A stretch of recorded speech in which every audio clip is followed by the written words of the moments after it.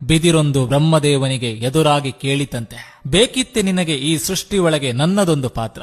ಹೂವಿಲ್ಲ, ಹಣ್ಣಿಲ್ಲ, ದಣಿದು ಬಂದವರಿಗೆ ನೆರಳೂ ಕೂಡ ನೀಡಲಾಗುವುದಿಲ್ಲ. ಅದಕ್ಕೆ ಬ್ರಹ್ಮದೇವ ನಕ್ಕು ನುಡಿದರಂತೆ, ಯಾಕೆ ಸಾಧ್ಯವಿಲ್ಲ, ಮನಸ್ಸು ಮಾಡಿ ನೋಡೊಮ್ಮೆ ಅಂತ.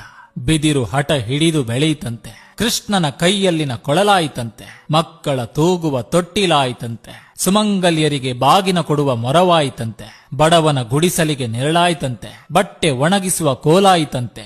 ಬಿದಿರಿನ ಬುಟ್ಟಿಯಾಯಿತಂತೆ. ಕಡೆಗೆ ಶವ ಎತ್ತಲು ಆಧಾರವಾಯಿತಂತೆ. ಮನುಷ್ಯನಿಗೆ ಒಂದು ಗುಟ್ಟು ಹೇಳಿತಂತೆ, ನನ್ನಿಂದೇನಾಗದು ಅಂತ ಕೈ ಚೆಲ್ಲದಿರು ಮನುಜ, ಮನಸ್ಸು ಮಾಡಿ ನೋಡೊಮ್ಮೆ ಅಂತ.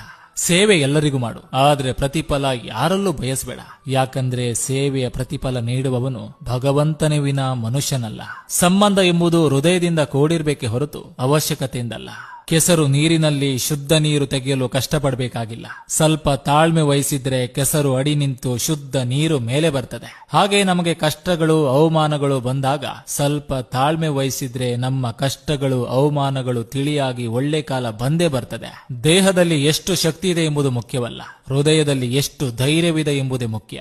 ಒಂದು ನೋವಿನಿಂದ 1000 ಹನಿ ಕಣ್ಣೀರು ಹಾಕಿದೆ ಎಂದು ನೊಂದುಕೊಳ್ಬೇಡ.